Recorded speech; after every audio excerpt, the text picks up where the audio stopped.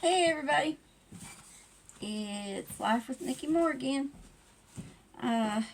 We finished up chapter 1, their little float thing falling apart and her falling in the water. Now we're starting chapter 2. So here goes. For several suspended heartbeats, Briar looks on in horror while Rose flails in the water, grabbing wildly for one of the logs. Oh no, Briar cries. She runs into the water up to her waist, but the logs have drifted just out of reach and neither girl knows how to swim.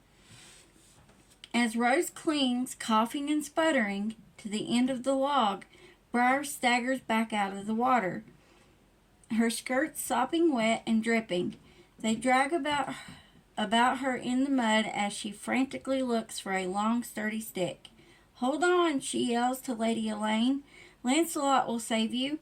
Rose chokes and finally manages to shout, "Hurry!" In desperation, Briar uses all her strength to break a low branch off a tree, and she drags it to the stream bed. She wades in again, poking the branch out in an attempt to reach Rose, who has drifted somewhat downstream. Is it just me? I got a red nose. "Grab on," she calls out. "Grab on and I'll pull you in. Just hold your breath and grab on and don't let go no matter what. And kick." Rose reaches out with one hand and manages to grab the branch, but she refuses to let go of the log with her other hand. "I can't." "Yes, you can. Quick, before you're out of reach." Rose takes a deep breath and grabs the extended branch with both hands. Her head immediately sinks underwater. Nonetheless, she holds on for dear life and kicks as Briar quickly hauls her in to where she can stand on her own. Rose surfaces, choking and gasping, throws her arms around Briar and cries, "Oh, Lancelot, you saved me." Suddenly they hear something crashing through the woods. For a moment, Briar thinks it might be the long-awaited unicorn, but turning, she sees that it is a ragged, skinny boy, slightly smaller than herself, pushing his way through the underbrush toward them. A few yards from shore, he comes to a stop, observing that neither of the girls looks to be in danger, and says, "Oh, I thought you was in for it proper. Are you all right then?" Briar battles with warring emotions as she and Rose stand waist deep in the water. They exchange... I can't talk today. They exchange a wordless look.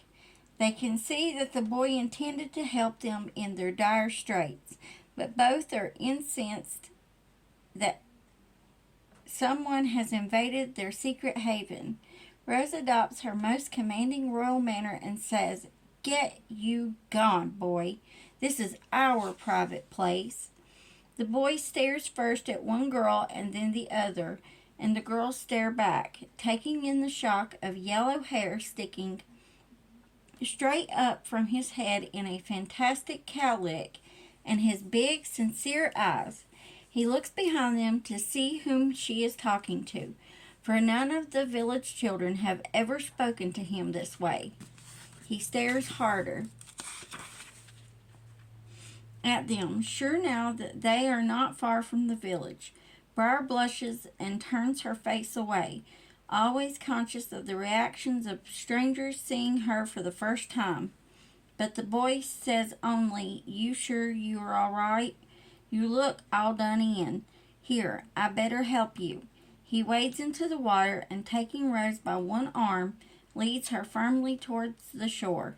Briar takes her other arm, and soon Rose is collapsing on the muddy bank, making her own pool of water in the mud. She pants and shivers while the water runs off her clumped hair in little rivulets. Excuse me. I think my allergies is getting ready to bother me. "Thank you, loyal squire," Briar says to the boy. "Wait," Rose objects. "He's your squire?" Lancelot has to have a squire, doesn't he? Don't you want to be my squire, boy? What's a squire do? He asks warily. Why, everybody knows that. He waits on his knight and has to learn all about chivalry and heraldry and jousting and everything. It is very unbecoming of you to ask. I can't help it if I don't know nothing. No one ever taught me nothing. I'm just a poor peasant anyhow, but I'll be your squire. What is your name, boy? Says Rose. I'm just Jack, is all. I think we ought to grant him a boon, Briar says in Rose's ear. I thought Jack was... we're meeting Jack finally. I think we ought to grant him a boon, Briar says in Rose's ear, on account of his coming to save us, even if we didn't need saving. Rose says. Yes, you have earned a boon, boy. What would you like? You get to ask for something, and if I want to, I'll give it to you. Ask for something? Could I have some of them blueberries I saw you eating? You were spying on us? Demands Rose. Well, I was, but I didn't mean no harm. My ma saw you heading this way, and she told me to keep an eye out in case you should run into trouble. I didn't mean to bother you none. The girls confer privately, taking note of his scrawny arms and legs, and his dirty rags and bare feet, and they promise to bring him a whole bag of food next time they come. The matter's settled. They continue their play, first with Lancelot marrying Lady Elaine, even though he really didn't. It was just pretend. Then they have a go with Lady Elaine dramatically dying again. Then a long pause as Briar and Rose talk out the finer points of how she must be buried.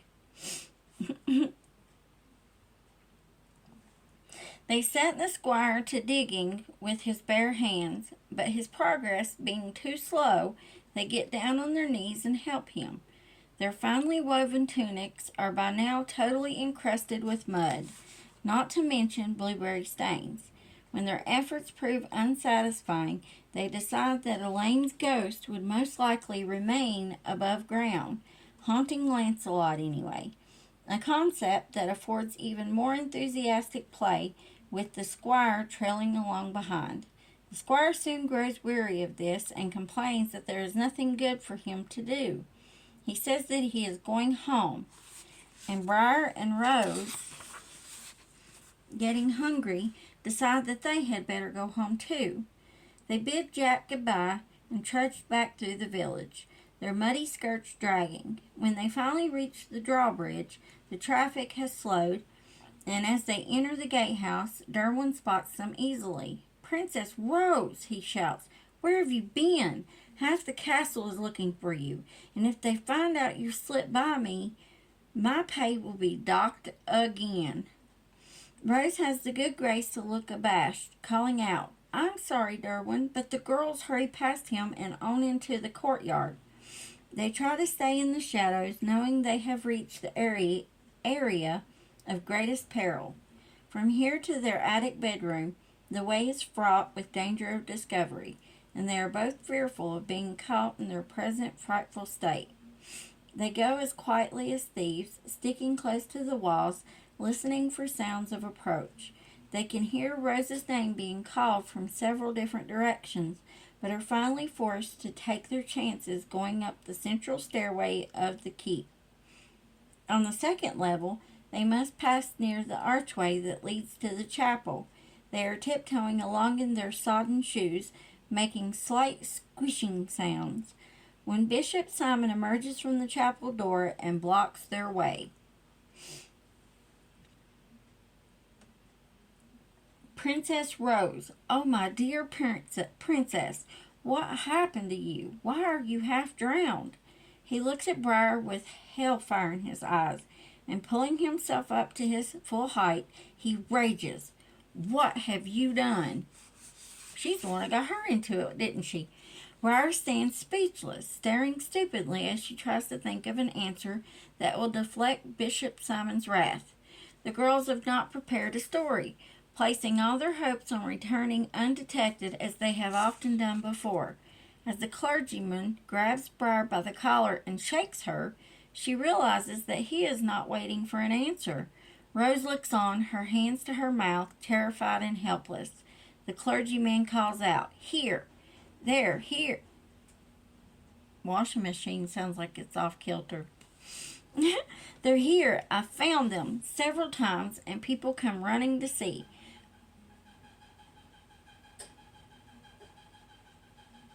I think we're going to end the video here. My washing machine is squeaking. I hope everybody has a good night. I'm going to go see if my washing machine's trying to break. Take care. See everybody next time.